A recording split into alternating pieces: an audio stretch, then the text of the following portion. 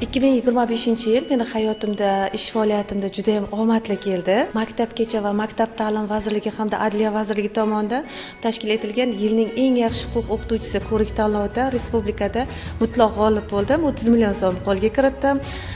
Kuz oyida, mana shu oktyabr-dekabr oylarida navbatdan tashqari attestatsiyada 92 ballni qo'lga kiritib, 70% ustamaga ega bo'ldim. Hamda bugungi kunda oyligim o'sha $1000 dan oshganligi meni juda ham quvontiradi. Bu yurtimizda o'sha o'qituvchilarga beriladigan juda ham katta imkoniyatlar, o'sha davlatimiz rahbari tarafidan ham, vazirliklar tarafidan ham biz o'qituvchilarga juda ham katta imkoniyatlar yaratilyapti. Bundan biz o'z ustimizda ishlash, oqilona foydalanish va o'sha kelajak avlodni tarbiyasiga o'z hissamizni qo'shishimiz kerak deb o'ylayman. Baribir hozirgi kunda albatta o'zini ustida ishlagan insonga juda ham katta hozirgi fuqarolik jamiyatimizda bilimli inson qadrlanayotganidan men juda ham xursandman. Barchalaringizni mana bu kirib kelayotgan 2026-yil bilan chin qalbimdan tabriklayman. Hammaga omad olib kelsin, oilaviy tinchlik, sog'lik, salomatlik olib kelsin.